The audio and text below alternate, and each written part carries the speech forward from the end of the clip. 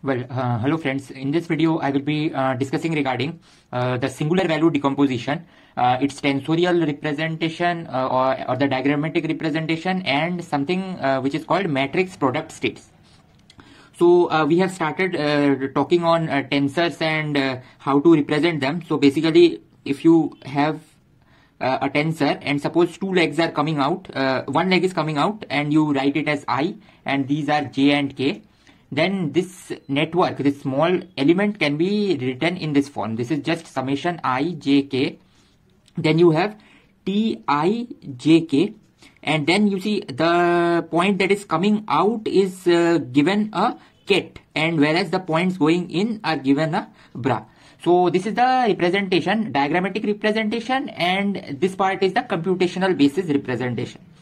So now we see what is singular value decomposition. So singular value decomposition is something like an eigenvalue decomposition, where we take a Hermitian matrix H and then it can be written as some unitary operator U, and then the diagonal eigenvalues of H collected together, and then we have U dagger. So this kind of a eigenvalue decomposition of Hermitian operators gives us the eigenvalues, which are the observable or measurable quantities. But in a general scenario, we have this SVD, which involves taking a matrix which is not necessarily, which is not square matrix, non-square matrix, and then it can be split into this form. Here you can see that U and V are square, but this sigma which will be storing the singular values, or in some sense storing the eigenvalues, is not square. So you see these U and V's are also unitary. But this sigma has properties like one of the example of sigma matrix can be this. So this is a 3 cross 4 matrix. So n is 3 and m is 4. Here n is 3, m is 4. And the cardinality of the set of all singular values or the diagonal elements will be equal to the cardinality of the minimum dimension, that is out of n and m, which is minimum. So with this we will see the diagrammatic, how to just represent this diagrammatically. So basically suppose you have some in Hilbert space and out Hilbert space A and B. They are connected by this F. Then F is representation of some sort of a F n cross m matrix, and then this can be written in the form of this V sigma U decomposition that I have shown here. So once you do such a decomposition, you can see that unitary will keep the dimension same, will act in the similar Hilbert space. This sigma is kind of acting in the larger Hilbert space H A cross B, and this is U is also in B Hilbert space. So this can again be brought in a vertical form by rotating it in the anti-clockwise direction, or horizontal by rotating this one in the clockwise direction. So once you do this, you can see that this is the kind of diagrammatic representation of SVD. But now the theorem that we will just prove says that this sigma that we see here, which is responsible for collection of the singular values or the diagonal values or the eigenvalues, can be decomposed in such a form. It can be decomposed into a different tensor network Q along with a copy tensor. So this thing here is a copy tensor along with a single tensor network, which is also kind of a vector representation that we have seen of sigma. So this can be easily proven. So here we can see the proof now. So one thing necessary is that what is the copy tensor? So copy tensor is like summation over J. You just copy. Suppose you copy from, so you have copy tensor, suppose n to m, right? So what you do is you take n sets and produce m sets, similar copies. So j m times, and then here there is j n times. So this kind of a representation is the copy tensor, a general form. Here you see this thing that we have here. It is a 2 to 1 copy tensor. So what is this? This is just this thing that I have written here. So let's see. So this sigma can be written in this form, where this D is the minimum cardinality. So between A and B, whichever has the lower dimension. So it goes from 0 to D minus 1. It collects the diagonal values, so that you can get a feel here. It is collecting these 3 values, and the minimum number is also 3. So now this can be further written in this form that I have written here. This is written just by using the fact that I and J follows a Kronecker delta relation, and J and K also follows a Kronecker delta relation. So once you write it in this form, you can see that there are the three parts exactly. So this is the triangle part, this is the copy part, and this is the bit. This is the tensorial part. So this is, you can write it as Q, I, J if you mark this part I and this part J. Now once we have done this, we have seen the singular value decomposition. Now we will use the singular value decomposition in an obvious way to write the bipartite systems in a nice diagrammatic fashion, which will also be useful to finally represent various partite systems in what is called matrix product state MPS. So you see, the Smith decomposition says that a bipartite state psi can be decomposed in this fashion, where you see here I have a tensor product in between, and phi I forms an orthonormal set, phi I tilde forms an orthonormal set, and these both may not be orthonormal, but this entire thing can be decomposed in this fashion. So this is the Smith decomposition. If you have three states, the decomposition takes form of this that I have shown here. But the important point is this I that we are seeing here is just taking care of the index, right? IA and IBC, they are not related by any fashion. They are not equal. They are completely different from each other. So this is the tensor product. So anyway, so this system can be written in this form, because you see what is the computational basis representation of this. This is just two arrows are coming up. So I can write it as IJ, and then I can write it as IJ, and then I can sum over IJ. So you see, this is just the decomposition of psi in the computational basis, where these are the complex coefficients associated to a particular computational basis. So once I write psi in this fashion, I can use the snake representation. So that I have used here. So you see, I have shown it in previous video that I, J, and if I write here K, this snake representation is basically delta Ik times delta. This is opposite. So this is Kj. So this is delta Ij. So this snake is delta Ij. So this is like same as this. And this is same as this, because here I am recognizing this entire part as one unit. This entire part I will recognize as one unit. So once I have this equivalence, now I can use the singular value decomposition to finally get to this form, where I used that f can be broken down in terms of v, q, and u. And because of this winding here, I have brought the v to this side by using a transpose relation. You can also write it as some v tilde. But the point is v tilde and v will be related by a transpose. We will see this later. So once we have done this entire thing, we see that any state that has two components A and B can be decomposed in this fashion, where this sigma is collecting the diagonal values. So this is the statement. This diagram is the statement of what is called Smith decomposition. So Smith decomposition in its own sense is nothing but a case of singular value decomposition. Now let's use this to show the MPS, or the matrix product state representation. So we will use this decomposition that I have shown here, this entire decomposition here.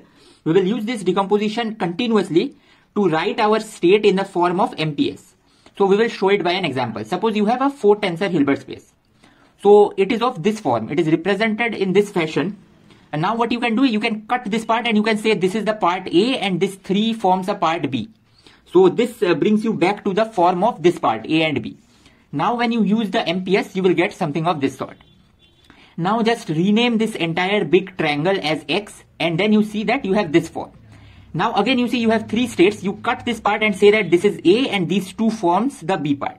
Then you again use this MPS, this Smith decomposition to see that again this can be written in this form. Now you see from here to here what I have done is I have renamed this V transpose as 1, and then when I cut this again I will get another different V transpose that I have shown as 2. So I am renaming the V transpose as 1, 2 instead of V transpose 1, V transpose 2, like that. Then again you get a different X, but you can again cut it into 2 parts. This is A and this is B. And then again you can apply this Smith decomposition that we have shown here to finally reach something of this part. So now you see we started from a very different kind of a diagram and we have finally shown that they are both equivalent. Not only that, this diagram is somehow collecting the information about the singular values, which will be some sort of a similar to the eigenvalues and hence can be understood to be very important.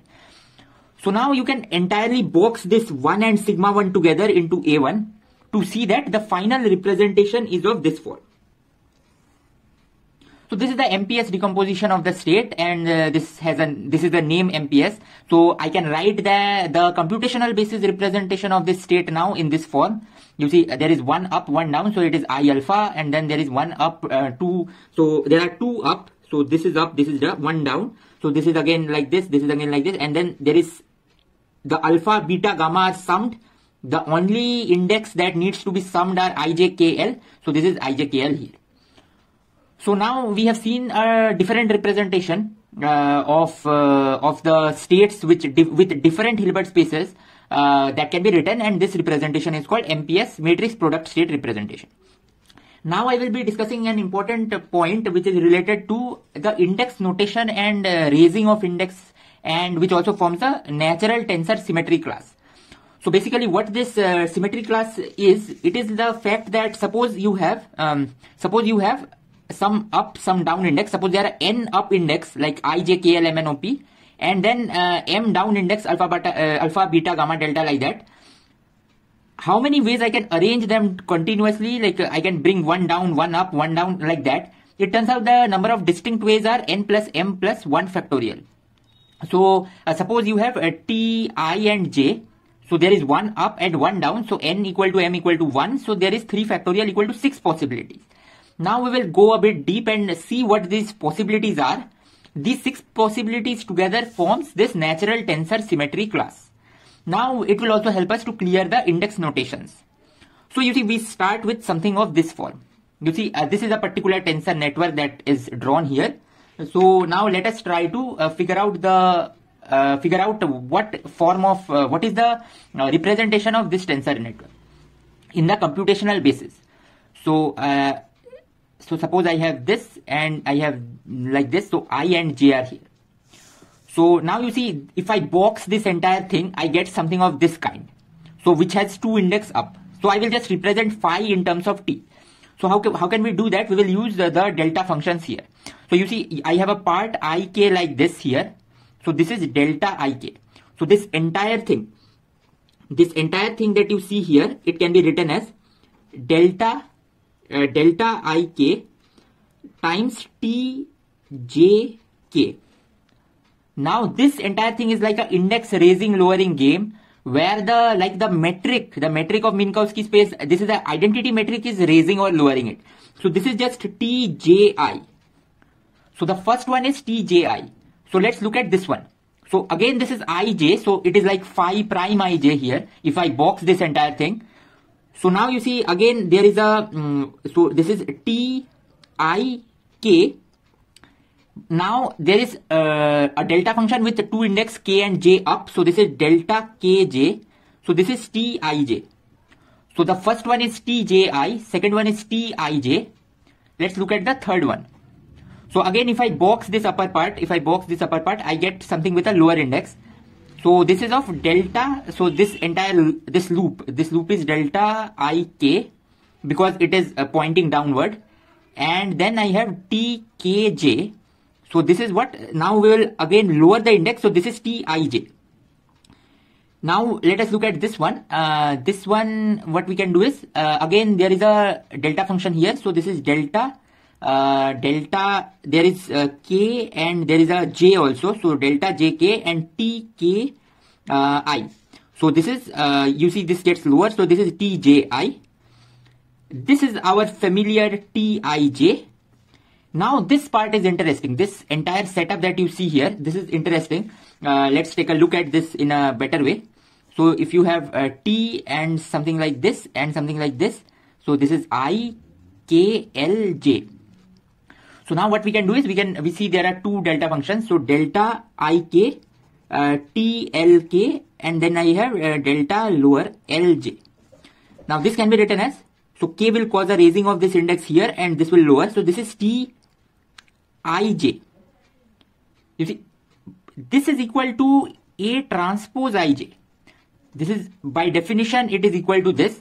some sort of this sort of a thing is also we see in the Minkowski space with Lorentz matrices, when we say lambda ij is actually lambda transpose ij.